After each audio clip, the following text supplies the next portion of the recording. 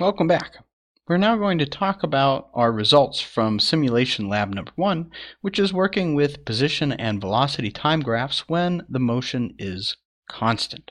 So the key thing here that I want to highlight from the lab, and just to emphasize, is we are talking about constant motion or constant velocity. Soon we will talk about constantly changing motion, but for now the motion is remaining constant.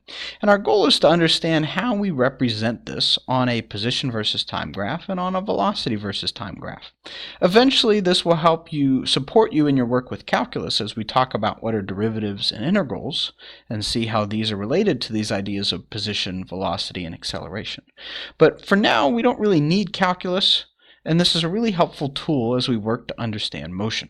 So you were tasked in 1 and 2 to figure out what's the difference between 1 and 2. And noticing, just looking at the graph, we can see that the slope of 2 is steeper than the slope of 1. They have the same y-intercept, and then they have the same sort of N shape to their slope. So on a position versus time graph, what we hopefully notice, and we can just replicate this with this simulation. Let's say I have a velocity of 2 meters per second and I start at the origin. If we start that motion, the man will move with a constant velocity, and we produce this shape for our position graph that has this constant upwards positive slope. Now, in the part 2, you're asked to make the man move faster. So hopefully what you noticed is that if we start him at the origin, as the graph specifies, you need to move him faster to produce a graph that has a steeper slope. So instead of doing a velocity of 4, let's say I do, a velocity of 2, let's say that I do a velocity of 4. And when we input that, we get a steeper slope to our position time graph until he runs into the wall, and when he runs into the wall, we obtain a slope of 0.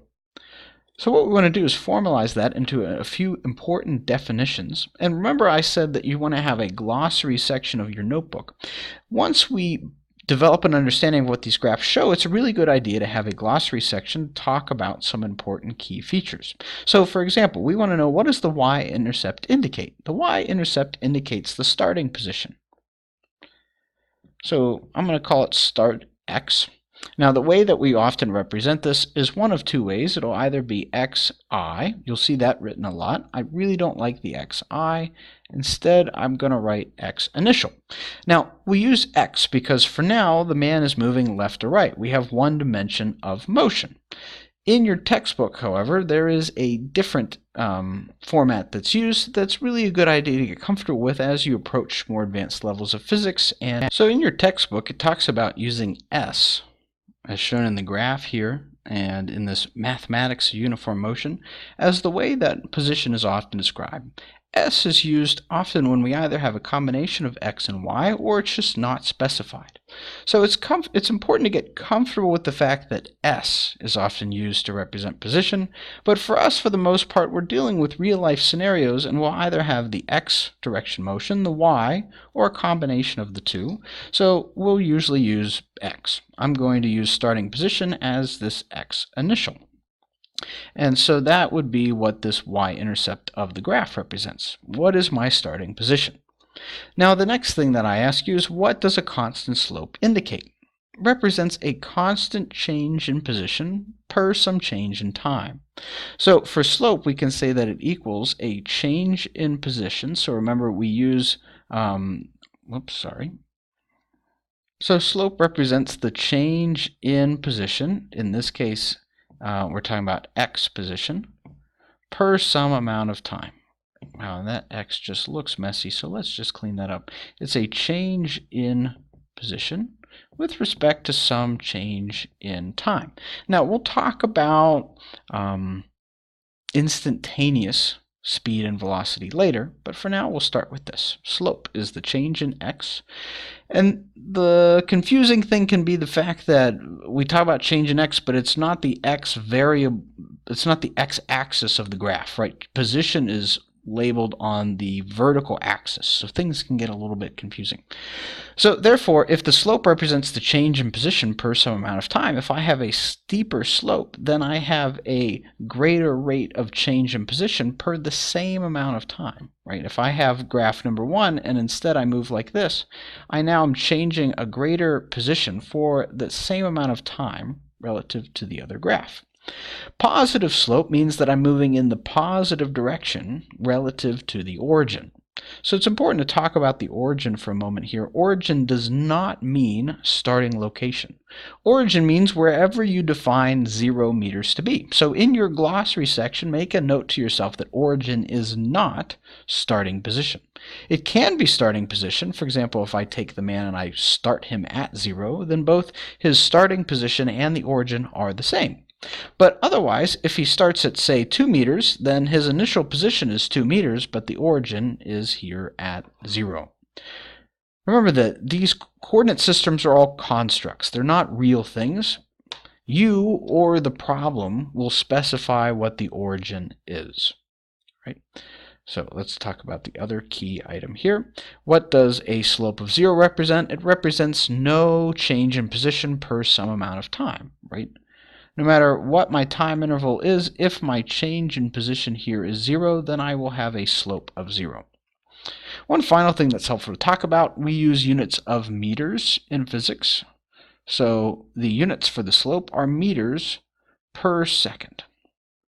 So you could do miles per hour, meters per hour, kilometers per hour, all sorts of different combinations, but the base SI units that we use are meters and seconds. All right. Now we move to different graphs here, ones that have negative slopes, and I asked you to figure out what to do for these. So hopefully what we have figured out is the answer to these 3 questions. What does a negative slope indicate? It now means we're moving in the negative direction relative to the origin. So what you don't want to say is left. What you don't want to say is back. What you don't want to say is something that leaves it ambiguous as to the direction. If it's a negative slope, it's a negative direction. That's the only good way to describe that. So for the first section, he starts at positive 5 meters and moves with constant speed in the negative direction past the origin until he reaches this negative 10 meters. The x-intercept, therefore, represents when the position of the person is equal to 0 meters. When is the person at the origin? Not the starting point, but the origin. And again, steepness represents sort of the rate of change, and you want to think of it as an absolute value here. When I say that somebody moves with a greater speed versus a greater velocity, and we'll talk more about this soon, greater speed is sort of like an absolute value of this. In that if I am moving at negative 20 meters per second, I would say that I have the same speed as if I were moving at a positive 20 meters per second. Right? So steepness indicates your speed. It indicates how fast are you going, not really considering the direction. So those are some of the key parts there with position versus time graphs. Then we come to the challenge of velocity versus time graphs. And usually what happens is we're okay with the first one. The first one means to stand still, because our velocity starts at and remains at 0 meters per second. The big challenge becomes, what do we do to make the next two? And usually the common choice that students make, and I'm curious if you would make, is to set your position at 3 meters and stay in place. The problem is when we record that, our velocity isn't actually at 3 like it's supposed to be on the graph. So what do we do? What that indicates then is that our velocity actually should have been 3 meters per second and stayed at 3 meters per second. So this time, a slope of 0 doesn't represent that he's not moving. A slope of 0 here represents that our change in velocity per some change in time equals 0. And just as an aside, if you're wondering what this symbol is, I will cover that in video number 2, so don't worry about that for now.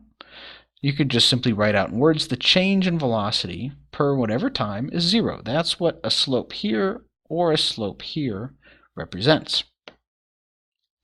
A positive slope indicates that I move with a positive velocity, or I'm moving in the positive direction. Now I ask a really important question here that you want to keep track of as you build your notes. Does your starting position matter on this graph? And I'm actually going to use the physlets that I mentioned in the previous video to help illustrate this point. So if I take these three cars and I show their position versus time, and I start them all, and they all move with the same rate of acceleration, so they're all going to speed up at the same time, we can very clearly see where their starting positions are and how they differ based on the y-intercept. That's what we talked about earlier for a position versus time graph. However, now if I show the velocity versus time graph, notice that they all start with the same y-intercept, and it's not clear on this graph where they start. So a key thing that you want to have in your findings and in your notes is that you cannot tell starting position from a velocity versus time graph. You can only tell change in position. You cannot tell, though, what is the starting position. The y-intercept, this time the b of the graph, the y-intercept gives us the initial velocity. At what rate did the object start to move? At a time of 0. So down here I ask you to figure out how to make 4, 5, and 6, and odds are once you figured out the puzzle of 2 and 3, 4, 5, and 6 weren't quite as bad. But just to make sure, the big thing that you should have found for 4, 5, and 6 is that this time we have negative constant velocities. So again, I want my acceleration to be 0, and I'm going to put in a negative value for his motion. If I can actually input that, let's just click and drag it down. And this time, the man should be moving with a slope of 0 again, but now the value itself is negative.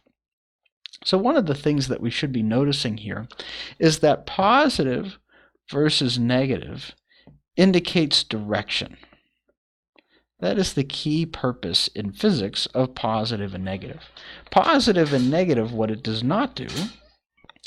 So positive and negative tell us direction. In math, you learn about positive and negative as greater as less than to start. And as you guys are now have moved from pre-calc and trig into calc, you start to talk about this idea of vectors, and it becomes more about direction. But you don't want to confuse this idea of greater and less than within physics, the positive and negative telling us direction. Now, for the last one, I asked you to have this period here where we have an x-intercept. Remember that an x-intercept for the position versus time graphs told us that we were at the origin. Now, an x-intercept here tells us that for that moment in time, the velocity there equals 0 meters per second. It is only at that location that we know that the object is not moving. So what you want to do is to work through and make sure that you've summarized all of the key points here. What does a slope of 0 represent on this graph for position versus this graph, for example? What does a y-intercept on a position time graph indicate versus a y-intercept on a velocity versus time graph? Understanding these graphs is a key fundamental part of working through kinematics, and it's what we're going to use for our next steps. So really make sure you're comfortable with this. So your next steps, make sure you complete the lab exit ticket. After you complete the lab exit ticket, you have some practice problems to work on, and I'll have a video going over those if you need some additional assistance. There's also optional reading from the textbook, and I'll have a video, since it's first time with the textbook, talking about some helpful strategies that you can use as you work through this college level textbook. All right, thank you for watching, and have a great rest of your day.